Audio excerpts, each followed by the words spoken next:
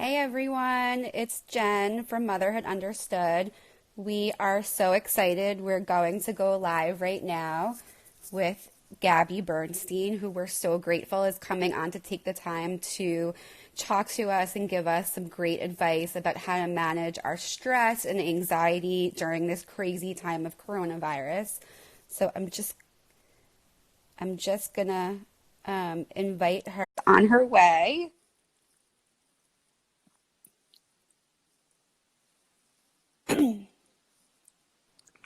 Yeah, Hi. hi. Hi. Thank you so much for being here. My pleasure. I'm so happy to support any mamas out there as my son wakes up from his nap downstairs. Oh, I know. I'm apologizing now if you hear my dog bark or my son come into my room. But that's what's going on because everyone's home. Just what's happening right now. Yeah.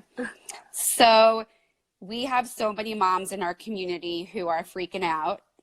New moms, pregnant moms, moms who have had postpartum depression or anxiety and felt like they were getting better, and now they feel catapulted right back into it, with all these new restrictions. So I was hoping maybe you could start by telling us what you've been doing to stay sane during this crazy time.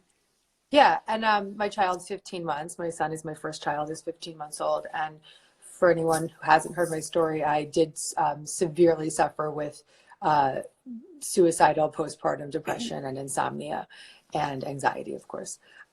So I got medicated, and I'm very public about that. So I'd written 8 self-help books and like never Right, even contemplated medication, but it saved my right. life.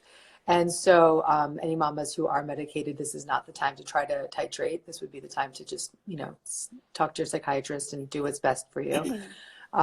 And so I think that's a very important message for anyone that is struggling with any kind of postpartum depression right now, is to really accept fully and completely that it is a biochemical issue and it's not something that you can control with melatonin or ashwagandha, right? So, Yeah, that's a and good point. yeah, it's a really important point that I really want to be a voice for, as well as, giving the methods and the tools that also saved my life beyond just having that intervention. But right now, with my son at home, and we have no child care right now because my nanny has several children and her husband's going to work, and so we've just paying her to stay at home and be safe. Of and course, of course. and so we both work from home. My husband and I. My son is downstairs crying. My husband's going to get him at any moment now. But he's my kid's good. He's strong. He knows how to he talks to his friends in the sky.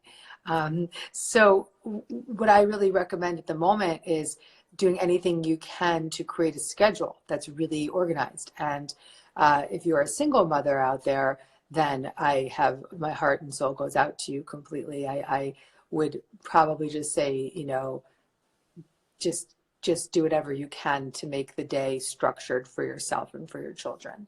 And so right now we have specific times when we go for a walk with him, and obviously he's really been sleep trained. So if there was ever a time for sleep training, I would highly recommend it now. If you feel like well, I don't know, if you haven't done it and they're in a pattern, now Right, may not be the best time, but right. Although um we have nowhere else to go, so we have nothing but to time to do it, right? try. Yeah, and there's a great recommendation. Dream Baby Sleep is Carolyn, who's the sleep trainer that I worked with, and I believe that sleep training actually is one of the greatest gifts you can give a child, because it gives them that structure and it gives them the gift of sleep, which is what they need to grow. And it also gives you a tremendous gift, which is knowing with freedom and certainty that your child's going to go to sleep at specific times. And that's what's getting us through. Like all the hard work that we put in when he was 4 months old to train him to sleep is really, really benefiting us now, so that we can have those hour pockets, and that he goes to bed at 6:30 and we just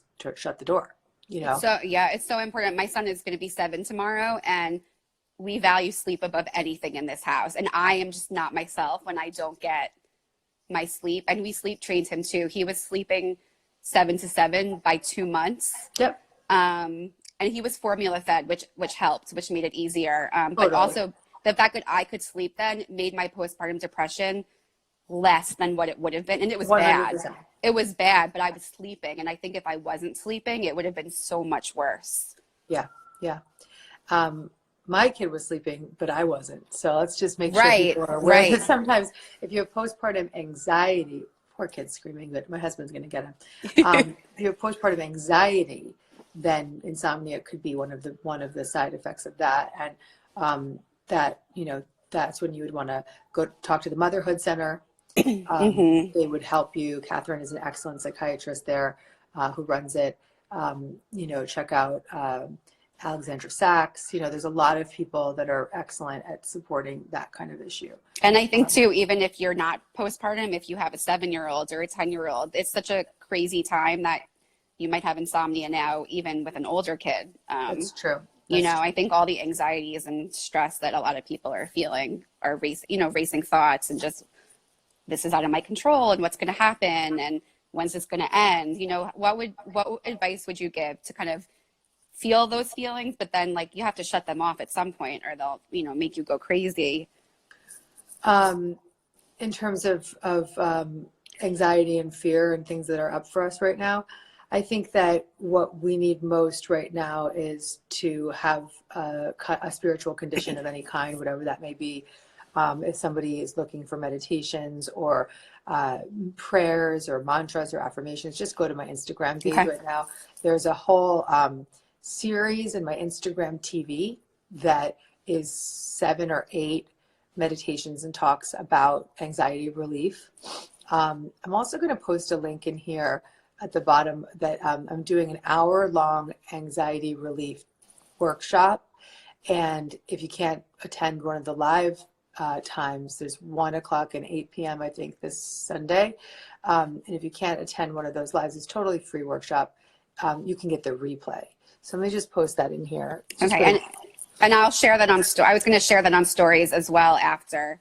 Yeah, and it's just GabbyBernstein.com/relief is the link. Because that is my greatest contribution right now, right there. I just posted it. I think this is a great time to kind of develop a practice like that to help with this. I know for myself, I'm a bit of a control freak and none of this is in my control, which I think can be really scary. I don't know, are there things that kind of are triggering for you right now? Just food is a trigger for me. Okay. I was really, really triggered when I felt out of control. My brother and sister-in-law have been staying with us and obviously like eating and cooking our food with us. And I just started like losing it because it's just an old fear around not having enough. And, I'm a recovered overeater. And so it's just like a real thing that's up. And I'm, I've been sober 15 years. So I've got that recovery behind me. And it's just like this constant panic around, is there going to be enough?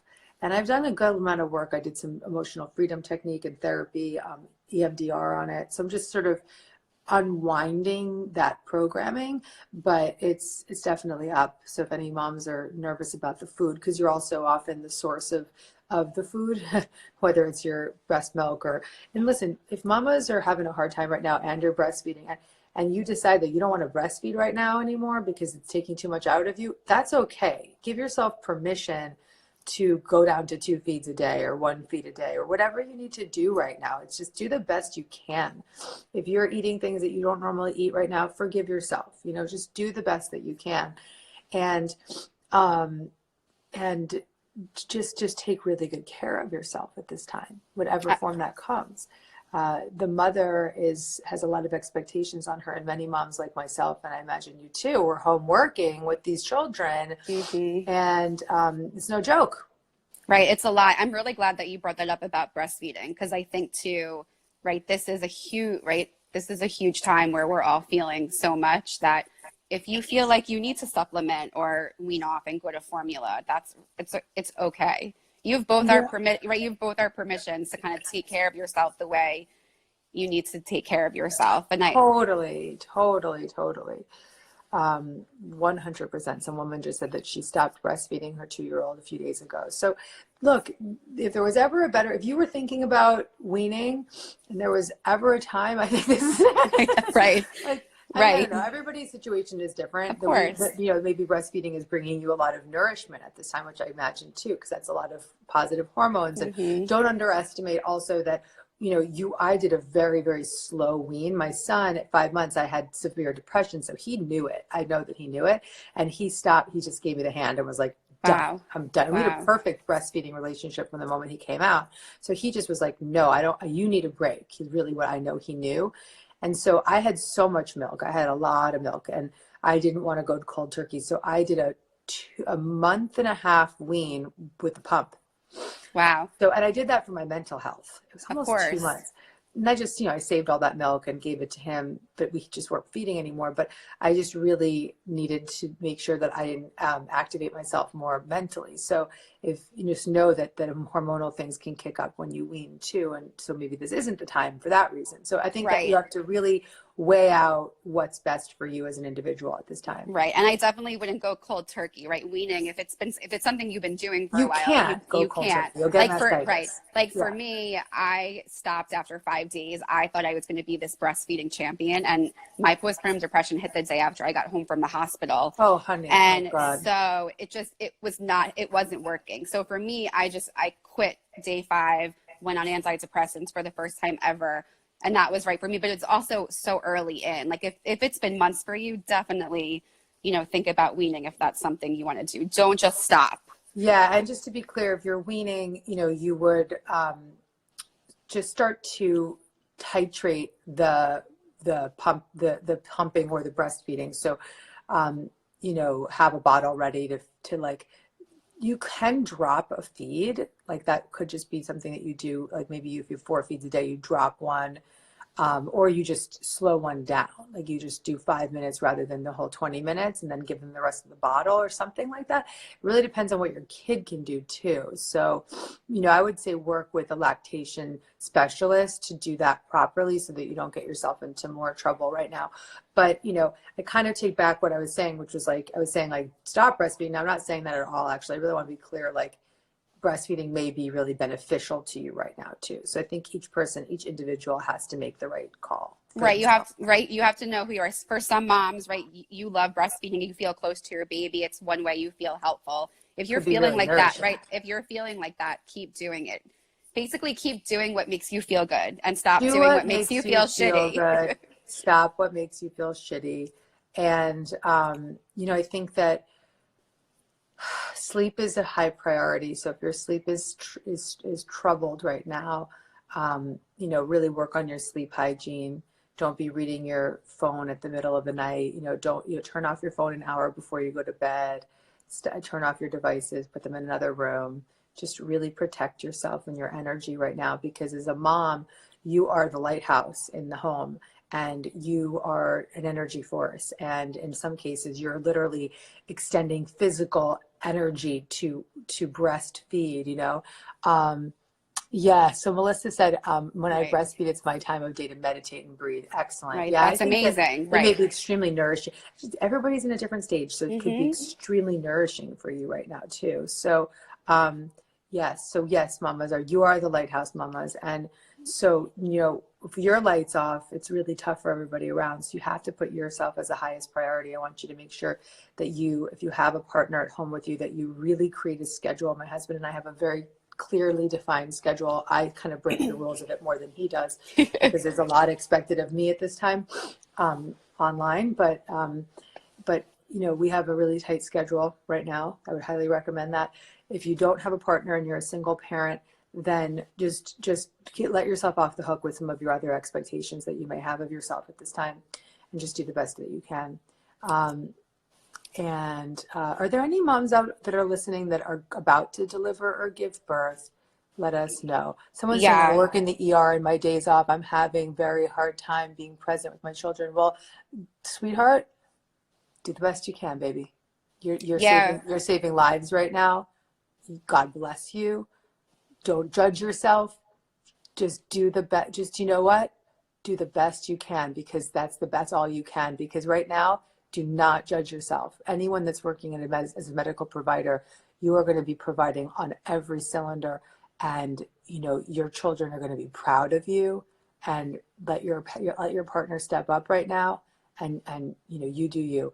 I'm just saying, let yourself off the hook 1,000 times over. Yeah, I was going to say too, when your kids are older, they're going to look back and they're going to say, oh, my mom was on the front lines of this. She was one of the helpers, right? In the Mr. Rogers quote, look for the helpers. She was one of the helpers. That's right. Daisy, Narcy, 2 months away from delivery. Okay, good. Yeah, Got we 2 months. Good. right. I was going to say, we have a lot of mamas who are pregnant, a lot of mamas who are expecting and live in New York City, and they're starting to roll out those restrictions where they're not going to let you have your support partner or your partner in the delivery room. Yeah. So, So here's what I'm going to suggest. I can set you up, honey, with Aviva Ram, Dr. Aviva Ram. If you're not following her, follow her. She's doing a lot of support work, talking with the doulas. oh, great. Carriage House Birth is connecting with her Okay. about ways that we can support moms in the birth that are giving birth. I definitely want you guys to download my birthing affirmations, and they're free birthing affirmations that you have shared. Thank you. And I hope that they can support you. I highly recommend hypnobirthing. But what's most important is to remember that your body knows how to do this, and that birthing is one of the most meditative experiences of your life if you let it be, and to trust that there is a spiritual presence that is going to be in that room with you. I felt my grandmother, screamed it at one point. I said, Zach, my Grammy's in here, you know, and I would never wish this upon anyone to birth in a hospital without a partner. But I promise you that you can do it. I promise you that you are so, so, so strong. You are so much stronger than you could imagine. You can leave that FaceTime on all day long with your Zula and just let them energetically support you. I have a birthing playlist I'd like to give you to share with your mamas. Oh, that would be great. It's on Spotify. I'll give you the link. Let that music play all throughout the room, and just give yourself full permission to just scream. I was just doing a lot of just that mantra could be very valuable. And I really highly recommend reading the Hypnobirthing book, because it's about having a fearless birth. And I definitely had a fearless birth as a result of reading that book. And don't forget, you could have 15 people in the room and everybody helping you and have a fearful birth, or you could be by yourself and with a nurse and have a fearless birth, right? So you have to have faith that in your power and the power of your body and the power of your mind and the power of your positive thinking. And I wouldn't wish this upon anyone. And I'm so sorry this is occurring and it's terrifying, but I want you to actually turn that story around and empower yourself right now and use the tools that you have. And don't be afraid to start using hypnobirthing or whatever else you can to get you through this. And hypnobirthing is one of the greatest techniques I've used. I believe in hypnosis. I believe in self-hypnosis. I definitely don't recall having pain at my birth. That's really helpful. Yeah, I think, I can't imagine being pregnant at this time and what that feels like. Here's another piece of advice. So this was a great piece of advice that my friend Dr. Robin Berzin gave me, and Carolina from FPC. Okay. She's one of my best friends, and she gave me this advice as well. And she said to me, both of them were they labored as far as they could, I think 8 centimeters or whatever, and they took the epidural, right? These are two super holistic mamas, but they both told me the same story. They were exhausted. They couldn't keep going. And you know what? Don't try to be a hero.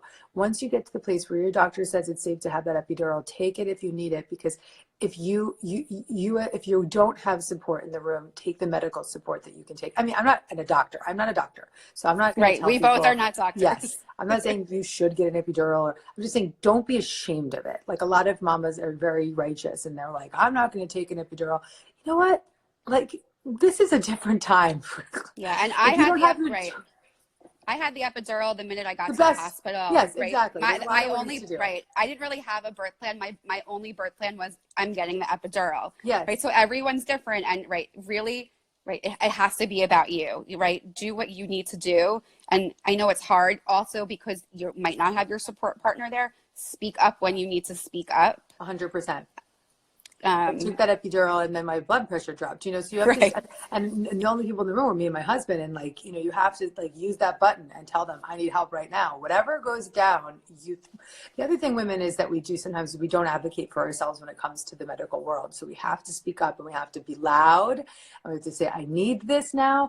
And I think I really want to honor anyone whose birth plan may be adjusted at this time, but don't be ashamed of taking an epidural if you need that support, because once you do have that physical relief, you can really relax your anxiety if you're feeling too much anxious pressure or anything like that. So just Right. don't be afraid. Right. And also to talk to your labor and delivery nurse and your OB or your midwife in there. It's okay to tell them that you're super anxious right now, that you're nervous, that you're scared. Let them know how you feel.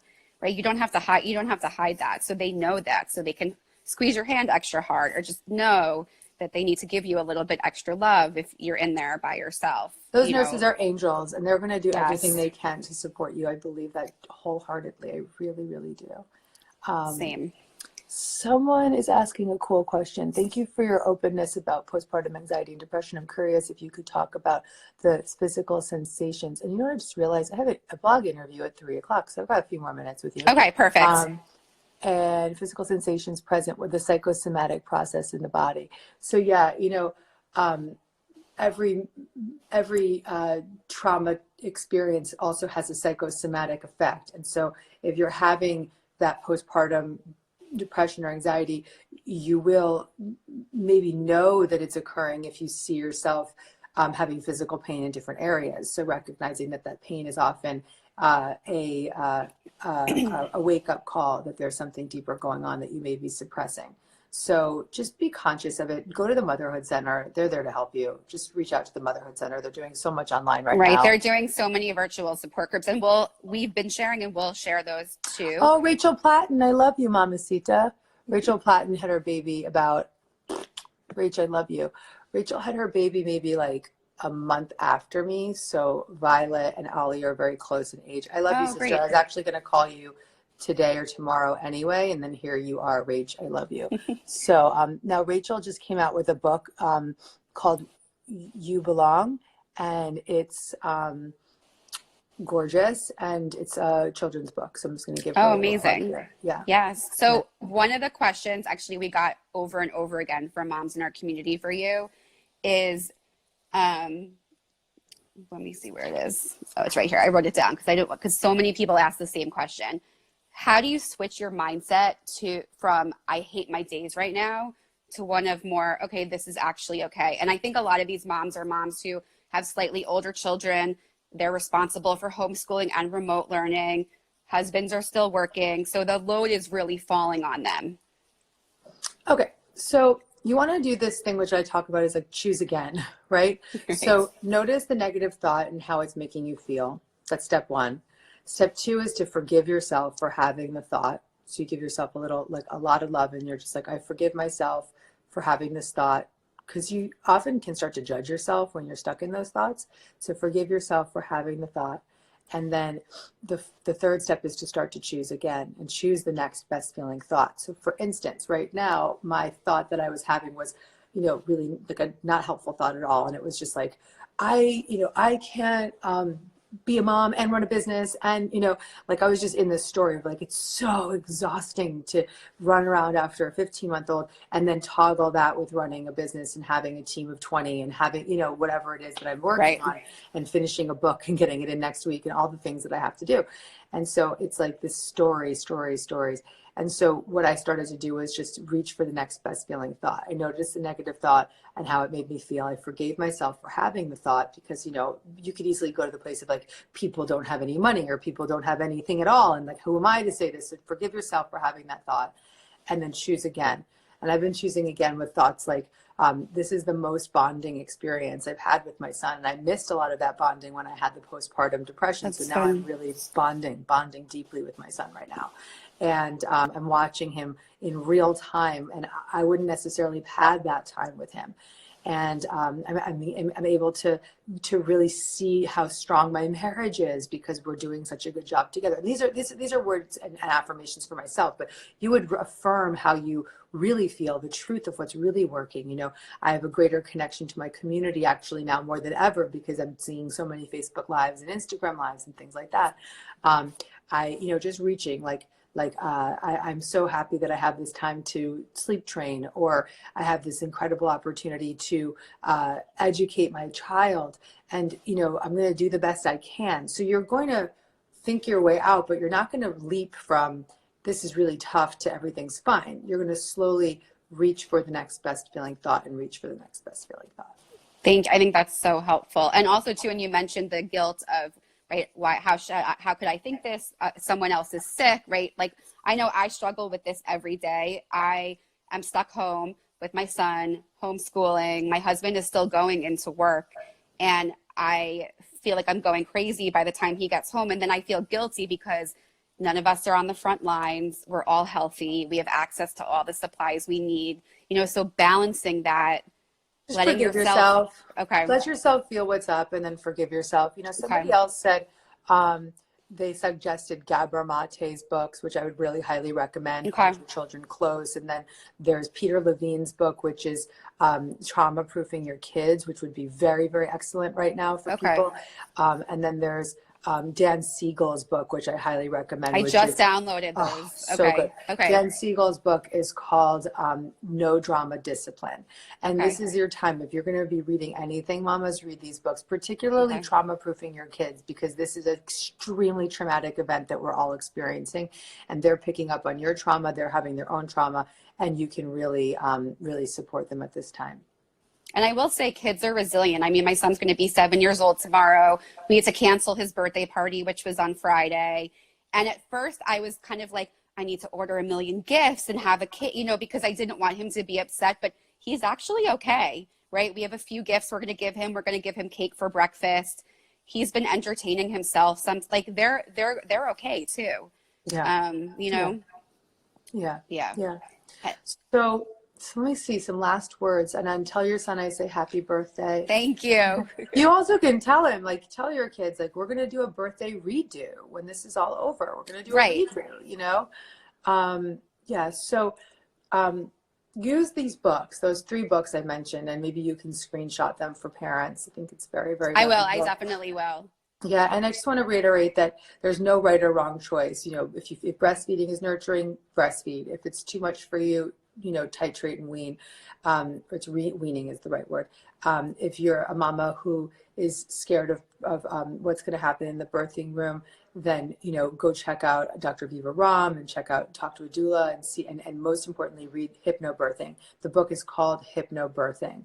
And just I hope my birthing affirmations support you. They're straight from the hypnobirthing. They're mine, but they're with that same training, because I was trained to hypnobirth. So, I wasn't trained to do it for others, but for myself. And so then the other thing you could teach your children, but I have 1 more minute. Here we go. It's a meditation for your kids. Okay. Your thumb to your pointer finger, then your thumb to your middle finger, your thumb to your ring finger, and your thumb to your pinky finger. Peace begins with me. Peace begins with me. Okay. I have a video of that you can get off of YouTube, and you can. Okay, and I will share all these resources that Gabby mentioned in stories today throughout the day, to make sure you guys have access to all of them. And we'll also, both of us will be saving this live on our Instagram TV. So if you missed it, or you have a friend who could use it, you can share it. And Gabby, thank you so much for taking the time to talk to us. Thank you for the beautiful work you're doing, Mama. Proud of you. Thank you. Your voice is so calming. There's one of my team members, I've just been recording all these meditations. She's like, it sounds like there's golden light coming from your voice. And I was like, I think I'm just really practicing my tools like a full-time job right now. It's true. I watched your interview with Glennon the other night, and it's just, your voice is so calming. Good. I'm glad. That's good. All right, good. I love you all. Thank you guys for watching this. And send me the download and I'll upload it to GTV. Okay. Okay. Thank you so much. Bye. Bye. Bye, everyone.